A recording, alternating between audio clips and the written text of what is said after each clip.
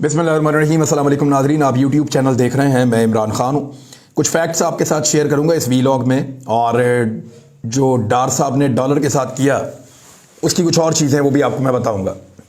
Dollar उतने का नहीं है जितने का आपको इस वक्त मार्केट में दिखाई दे रहा है, या जो प्राइस आपको आज पता चली है कि 19 रुपये बढ़ गया है, ये मामला नहीं है, मामला कुछ और है। लेकिन कुछ और खबरें पहले आपसे शेयर करूँ। जनरल रिटायर अमजद शुएब साहब, उनको अदालत ने बाइज्जत बरी कर दिया है। हम अदालतों से इंसाफ मांगते हैं और अदालतें हमारी आखिरी उम्मीद होती हैं, ख़ास तौर पे उन लोगों की जो आज़ादी इज़हार राय का इस्तेमाल कर रहे हैं। और आज़ादी इज़हार राय के इस्तेमाल में दिक्कत और मुश्किलात बार बार पेश आ रही हैं, माजी में भी आती रही हैं। लेकिन ये जो रजीम चेंज ऑपरेशन के बाद ये जो एक नई हुकूमत बनी है, इसने नई मिसालें कायम की हैं, बल्कि एस्टेब्लिशमेंट का किया धरा भी इन्होंने अपने खाते में डालने की कोशिश की है। लेकिन सब जानते हैं कि क्या एस्टेब्लिशमेंट ने किया और क्या पीडीएम की हुकूमत ने किया, और कौन इस सारे के लिए कितना जिम्मेदार है।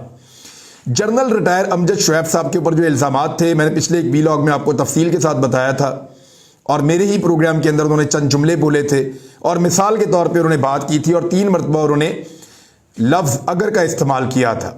तो ऐसी सूरत हाल में केस बनता नहीं था। मेरी 2 दिन पहले मियाँ अली अशफाक से, जो मेरे लिए अदालत में भी आता है, मेरे भाइयों की तरह है, भाई है मेरा, और अली के साथ मेरी बड़ी डिटेल डिस्कशन हुई थी इस मामले पे।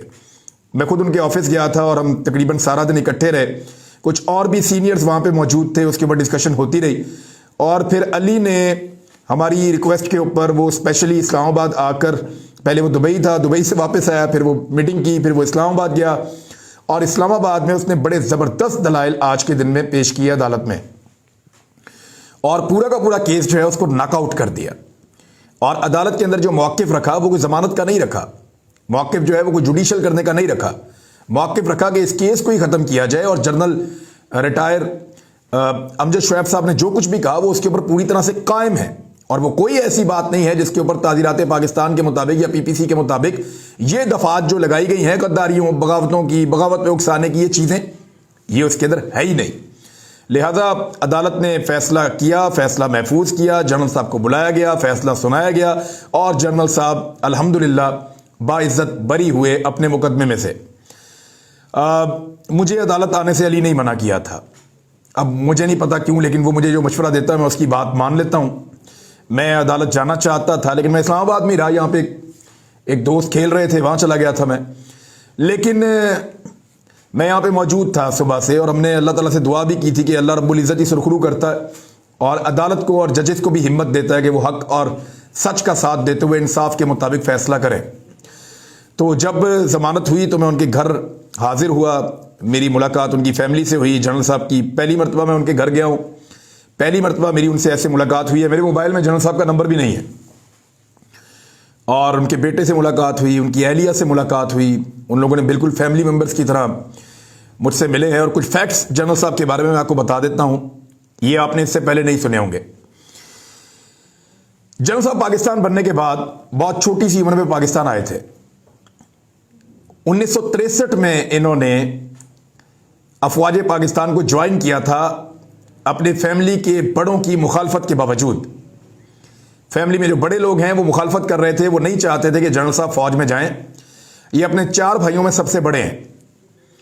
इनके 2 भाई जो हैं वो इंजीनियर हैं, एक भाई डॉक्टर है, और ये सबसे बड़े हैं। ये पाक फौज में चले गए, फैमिली की मुखालफत के बावजूद चले गए। 1963 में भर्ती हुए, 1965 में जंग लग गई। पाकिस्तान ने भारत से कुछ असलहा छीना था, उस असलहे को अटक पहुंचाया गया था। वहां पे उसका एनालिसिस किया गया और देखा गया कि वो असला हम कैसे इस्तेमाल कर सकते हैं, और लोगों को उस असले के साथ थोड़ा सा ट्रेन भी किया गया। जनरल रिटायर अमजद शुएब साहब वो शख्सियत हैं जो उस दौर में वो असला लेकर निकले, और लाहौर से आगे कसूर के बॉर्डर की तरफ उनको ये असला लेकर जाना था। जनरल साहब का घर जो है वो अल्लामा इकबाल रहमतुल्लाह अलैह के घर के साथ वाला घर था लाहौर में। और जब ये असला लेकर जा रहे थे तो इन्होंने यहाँ गाड़ी रोकी और अपनी फैमिली को मिले, और उनके वालिद की आंखों में आंसू थे, और उन्होंने अपने बेटे को अलविदा किया, क्योंकि फ़ौजियों की शहादतें हो रही थी, रोज़ाना की बुनियाद पे मैयतें आ रही थी। तो वो जानते थे कि वो अपने बेटे को कहाँ भेज रहे हैं और कसूर का महाज